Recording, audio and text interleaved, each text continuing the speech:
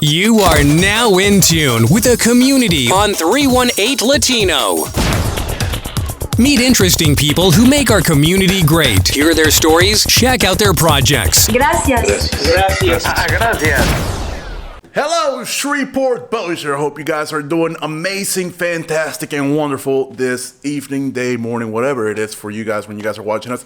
So, the pandemic happened. We all know that, right? And one of the worst things that could have happened for people during the pandemic was either their job got shut down, the restaurant stopped working, I don't know, you lost your income, right?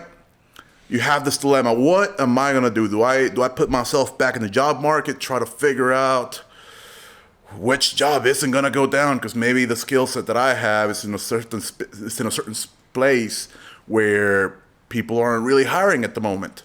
Maybe I don't want to go back to working for somebody else. Maybe I'm tired of living in this paycheck to paycheck cycle with no true certainty of what I'm gonna do with my life. A lot of people took a big risk, a really big risk during this pandemic. And thankfully, the government stepped up. They helped out a little bit with those PPP loans and those stimulus checks.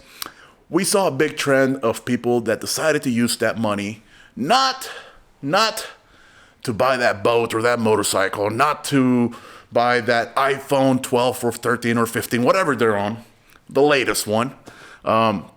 But they decided to invest it into something that was going to help them out in the long run, to teach themselves a set of skills like sales, like marketing, like leadership, in order to create their own business. To talk about that here today, we have Mr. Graham, Mr. Chris Graham. How are you doing today? I'm doing well. Thank you very much for having me. Chris, it's been an amazing 3 years. It's been a hard 3 years, but It has been 3. Wow, yeah. Yes. Yeah. I was going to say 2 years. I was over here like 2 years. Well, yeah. it all kind of started going into a pitfall around 2019. Correct. And it started right at the end of 20. That's why they call it COVID-19, right? True. So it started around that area, but we also we saw a little bit of the intro to what was going to happen. And 2020, things shut down in March. Yeah. I can tell you we had an amazing set of clients because they went through it hard. A lot of us had a lot of restaurant people working, and we were advertising. Actually, I can tell you about 80% of our revenue came from advertising restaurants. Yeah. And man, we saw them struggle, hang in there, innovate. They found so many ways to figure out how they're going to keep their business running, man. Yeah. And a lot of them closed. The ones that stayed open, they started doing their seating outside. Yeah. You know, and in the absence of rules, local ordinances to kind of tell them what they needed to do, we all kind of came together as a community. You know? Absolutely. And everyone was like, well, can we move our tables further apart? Can we do touchless menus, you know, or disposable menus? And the restaurant community was. We're really proud of what came about after that. Absolutely, man. They were so resilient, and I love that. Unfortunately, several shut down. We saw. I was really sad to see the winners, the Habaneros, the winners of the taco war. Right. I mean that was a big eye opener for me, and I hope they're doing all right. I'm not sure where they're at right now. I think they may have opened another one in Texas or another restaurant, not exactly Habaneros, but that was a really big eye opener for me because we saw certain things that maybe if you didn't have a drive-through, you were gonna struggle a lot more. You know, so a lot of the restaurants that already had a drive-through, man, they had it a lot easier because they already had that pre-setup. A lot of them opened their own drive-through. You know, I can't help but mention this little fact that a lot of people don't know is that because the pizza places already had delivery as part of their business, they strived. They did really well. Yeah, of course, obviously employees getting them to work, things like that. But because they already had distribution, there was actually a national pepperoni shortage. What? Wow! You can Google that. It was there. It was hard. For locals and it's national to get pepperoni because so many pizzas were sold so quickly. You know, if your local restaurant, was shut down for a few weeks, I mean, where are you going to go? Yeah. You know? So That's so interesting. Wow. Yeah. National pepperoni crisis.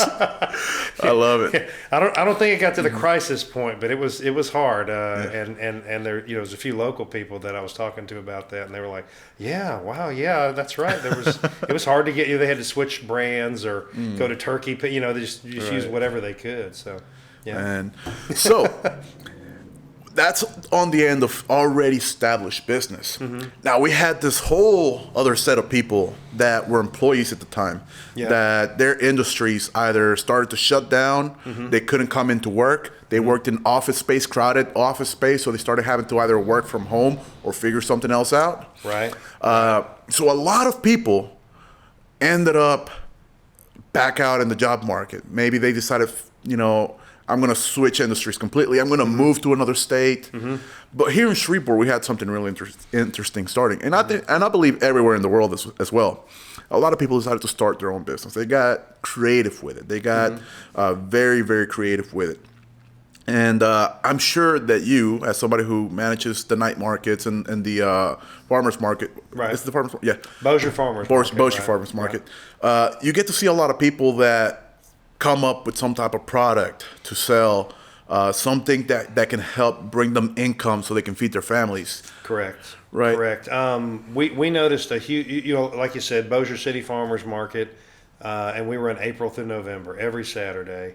And we do periodic Bossier Night Markets, which is a big evening market event, 150 to 200 vendors. Which, by the way, photographers out there, go take some pictures over there, man. Yeah, this Saturday. They're the 5th, amazing. The 5th. All the lights out there, man. Go get you some clients over there and take pictures over there. Yeah, and it's a great place to walk around. There's thousands of people that come. It's open air, and you mentioned certain businesses that were kind of poised to adapt. We were very fortunate that way. We were already outdoors. And after the initial, I don't want to call it craziness, but just uneasiness of, when you go outside, something bad's going to happen to you. Once we kind of knew the rules, we kind of knew what's safe and what wasn't. We started to see an influx of new businesses. A lot of people did quit or were forced to quit or not be able to go to their day jobs, so they started their own business. The support local thing became. It actually had meaning again. It wasn't just support local. Right. I'm going to a restaurant. It was really support them. Like tell people about them, share, help them. Bring your whole family to that business or order what they're selling. And so many businesses were created from that. And just verifying too with like the Bossier, the tax authority, the Chamber of Commerce. I mean. You had a lot of businesses that were already there that were obviously struggling, but there were so many new businesses that were created from that. Everything from the first one that comes to mind is and this kind of American ingenuity. Once it was like everybody's got to wear a mask. Well, I'm having a hard time finding them, so they started making them. Yeah. And cloth masks or superhero, whatever you wanted, and that was a business that we started seeing. We had many businesses at the farmers market, and they all wanted to make and sell masks. They wanted to sell things that were useful in a post-pandemic world.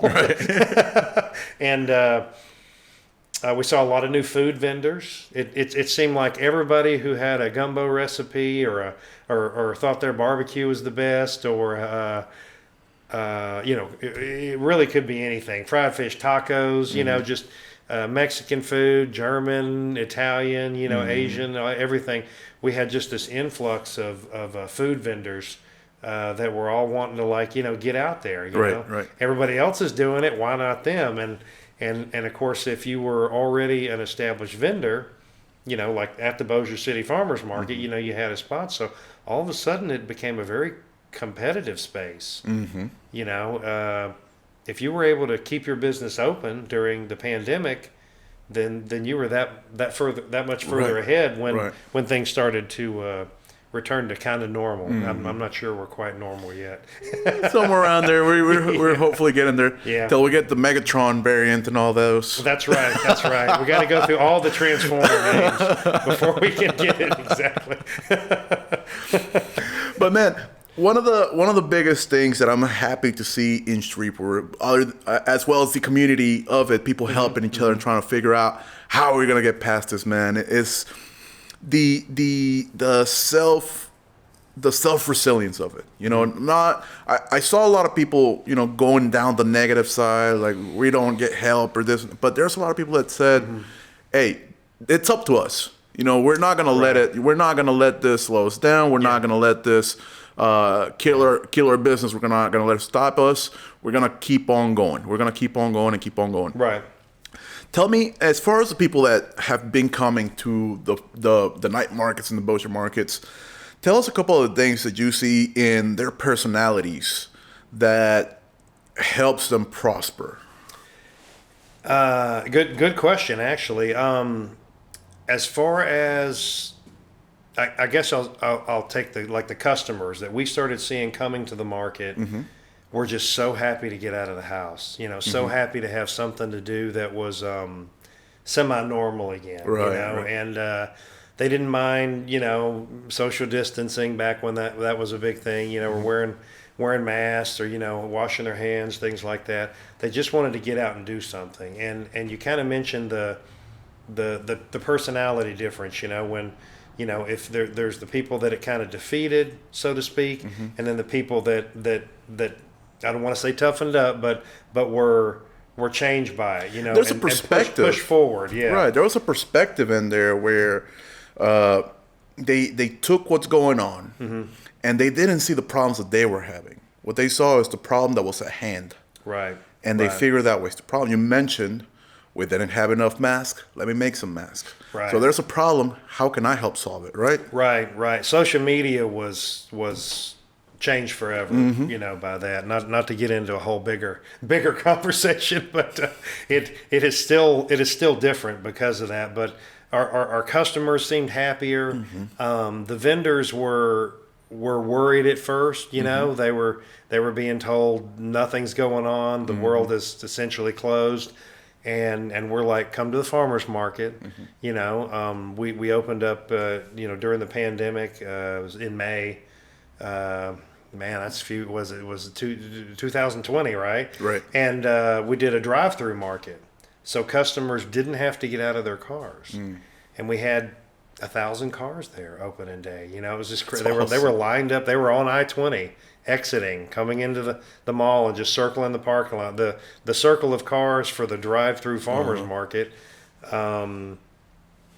The tail met the end, so they were in line, and then the line ended up going all the way around the mall. So we were the first drive-through farmers market in the United States. Wow. A lot of people don't know that. There were drive-up, like take your stuff and go, but they were literally shopping from their car. Like, I'll take apples, you know, or I'll do this, or soap, or even at food vendors, and they were bringing it to their car, you know, mask, gloves, and all that. Right. And so that was an innovation, you know. So now we got that in our back pocket. So if anything ever happens, you know, we can kind of, you know, go back to that, you know, plan C, we'll call it. Right. and we noticed a lot of new innovations with the vendors. You know, they were more careful. They wanted to do whatever they could to get out and support their families. Essentially, you know, Absolutely. Obviously, you know, money's money. We all know what it does and what it's for. But you know, to earn a living or earn extra, you know, to help pay for all these new things that were coming into the world. So we were really happy to have a place for them. You know. That's beautiful, man. It's beautiful that we can help our communities. I'm very thankful for the night market and the Bossier markets, man. First of all, being able to go out there and socialize during those times, it was a lot of fun for me. You always meet somebody out there. You know, it's like a neighborhood of those people, the ones that are just out and about. You know, you see a lot of the same folks out there, and you know, people bring their dogs, you know, and walking around out there, and you know, girlfriends and kids and families, and you know, it's a good activity. It's a good to date bring night. Grandma, grandpa too. You know, get them out of the house. You know, you're not sitting at a dinner table. It's a lot of visual. You know, and of course live music, and we've added fireworks periodically. And, I was going to ask about that, man. Yeah. 'Cause those were awesome. I got to go see them one time. And I'm scared I'll forget it, so I'm just going to say it now because I'll forget it. Oh, But please, we're please. going to do a May May 7th. Kind of a Cinco de Mayo theme. Oh, cool. And of course, we'd love 318 Latino to be a part of that. Our pleasure. So we're going to add a night market this year. We were doing them February, September, December for Christmas, but we're going to add another one. So now we're going to be quarterly. So, keep coming. Everybody keep attending. But, because of that, we're adding another night market. So we're, it'd be May 7th. Of course, you got February 5th. Right. Don't forget this Saturday. So let's talk a little bit about that. What Sure. we'll get to see this weekend, right? Correct. Be this Saturday, February 5th, and it's a Mardi Gras Bossier night market. So Laissez le bon temps rouler. yeah, exactly. And I know the Mardi Gras season. It's like you have your official dates and then you have your unofficial. So we're like the unofficial start of Mardi Gras for our area. It's going to be a big party. We should have about 175 vendors. Over a dozen food trucks, and we'll have additional food tents. So, you'll have 20 to 35, probably about 35 different food options. And that's not counting like baked goods and, we'll still have fruits and vegetables and stuff and some greens and things like that. And a lot of handmade goods, a lot of the businesses that like you said, made it through the pandemic or were created during that time, we'll be there. It's free. You just walk right in, free admission. There's no charge for parking. It's pet friendly. There's live music. We're going to have, in addition to that, we'll have face painting. We'll have clowns, balloons. We're also going to have unicorn pony rides. I can't say just unicorn, but they're obviously ponies, but they look like unicorns. And so They look like they are unicorns. They are unicorns. They are yeah, unicorns. yeah. I didn't know if I could say that on here, but 100% real unicorns. Magical. Yeah, correct. They are magic, of course. That's a given. I just thought everybody knew that. But we're going to also have some fire.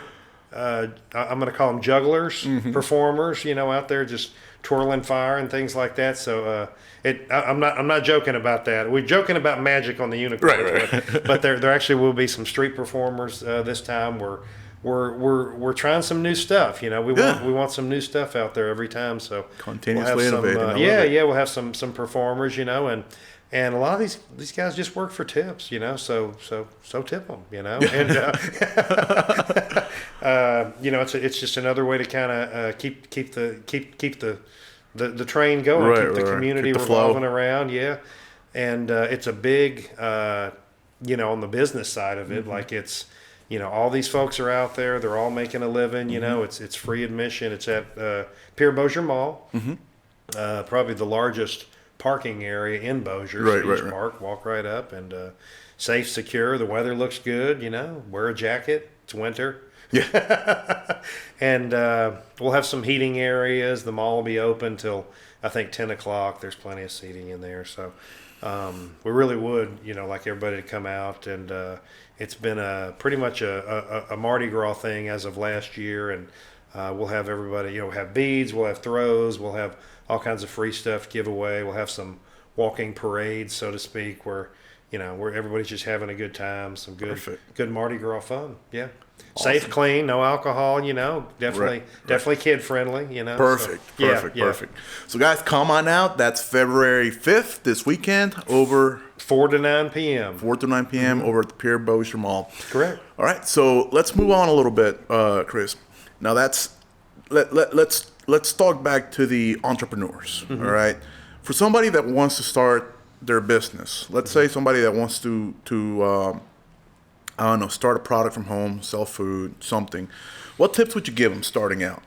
It's going to sound like a plug, but I tell people this all the time. Come to one of these markets, in any market. It's an outdoor market, or go visit the business that you're wanting to get into. Right. Get experience. See what it works. Eat there, shop there. Spend a little money. Ask some questions. If it's a restaurant, look at their menu. What are they doing right? What are they doing wrong? In your opinion, what can you do better? Correct. I was gonna say it's a big part of it is we tell everybody come out to the market, see what's there, try to find something that's not, because if you're the only person doing it, I mean, you're just guaranteed pretty much success. But look at what's out there and available. And there is like there's a Shreveport Chamber of Commerce, Bossier Chamber of Commerce. There's what was I going to say? There's permit. There's a lot of resources. They all end in .gov, but they're Shreveport and Bossier has some really good websites. You can just Google them, and it gives you kind of a checklist, and that's fine. That's like the boring side and so forth, but the legal stuff. yeah. But I mean, pick a good name. Needs to, again, something that's catchy that nobody else has, but something that I can spell when I go to look for it. Right. Absolutely. Don't get too creative. And man, I want to say the first company that we created was called Shreveport-Bossier in Espanol. Long name. I remember that. Yeah, it used to be 4 or 5 years ago, something like that, and it took us a little while to figure out 318 Latino, easy marketing.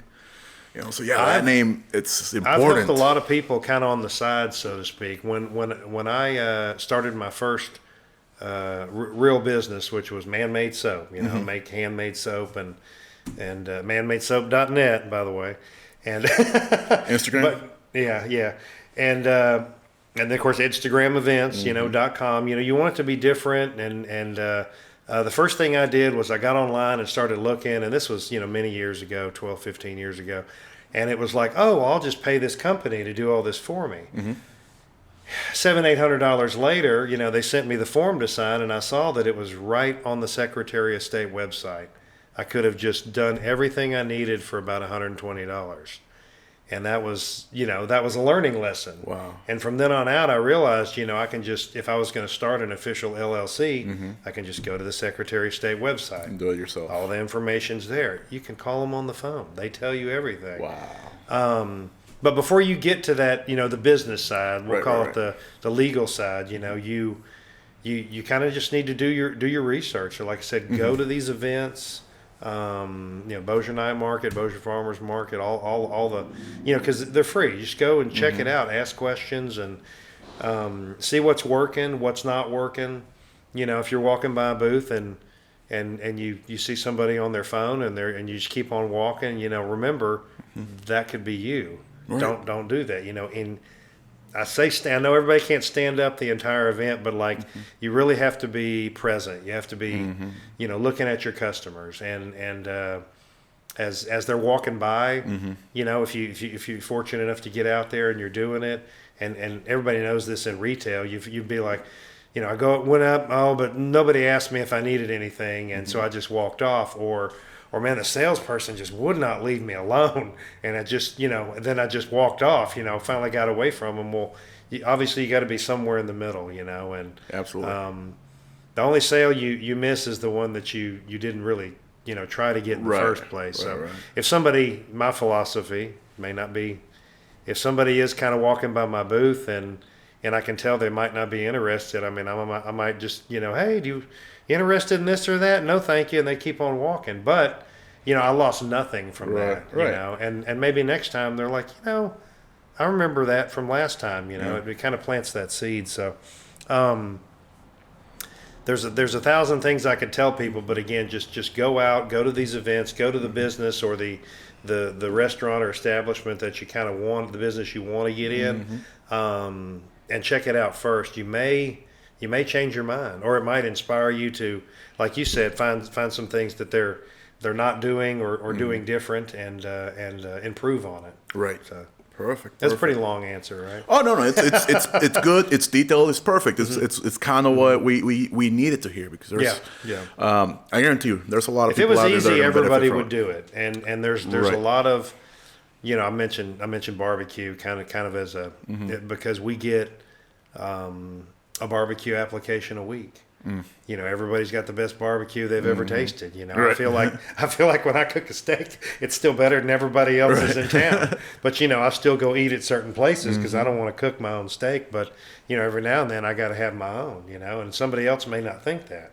Absolutely. So you kind of have to test that stuff out. The market, the Bossier Farmers Market, the night markets, they're a good place to do some market research. And, absolutely. And I don't want to just stick on food. It's the same way with like your your crafts. We mentioned masks earlier, and I know there's they're available everywhere now. You can get masks in Circle K or just anywhere. Walmart's got them in by the 100-pack. But before that, all you really had were like cloth masks that were handmade. And I have a huge head. You can see that on the camera, I'm sure. And so the elastic didn't fit. So I started looking around for masks that had more elastic, and then come to find out a lot of people felt the same way, so adjustable ones. Adjustable ones. Yeah. And of course, different stuff on them, but those are the things you find out by engaging directly with your customers. Right. Perfect. And that's what these markets are for. So. Excellent, man. Well, hey, I want to thank you again for coming here and educating and thank you for letting people have that experience, man, because it's a whole experience going to the night markets and being there with your family and date nights with your girl. And it's a great date night. It's just a great experience, man. And not only is the Super Bowl coming up, so we got all your tailgating supplies, but if you don't want to wait until the 14th to do your whole Valentine's Day thing, the 5th is a great option. Right. Beat the crowd. There you go. Go ahead and get you that date in. Yeah. There won't be any lines. We got plenty of space out there. All right. One more quick plug, brother. Let us know February 5th. February 5th, this Saturday, is the Bossier Mardi Gras night market, 4 to 9 p.m. at Pure Bossier Mall. And it's 100% free for everybody to get in, free admission, free parking. We'll have a lot of free throws. Mention live music, almost 200 vendors, a dozen food trucks, magical unicorn pony rides, a lot of face painting, kids activities, definitely family friendly. We hope everybody comes out. Bossier Night Market. Perfect, brother. Thank you so much. Thank you. Guys, this has been an interview with Chris Graham from the Bossier Night Market, Instagram events, man-made soap, etc., etc., etc. Man, you're an entrepreneur. Thank you. Thank yes, you, sir. Man. We're glad to Guys, for everybody that wants to be an entrepreneur, don't forget, man, you're going to keep on trying. You're going to keep on trying. You don't fail unless you quit. So keep it going, guys. Thank you.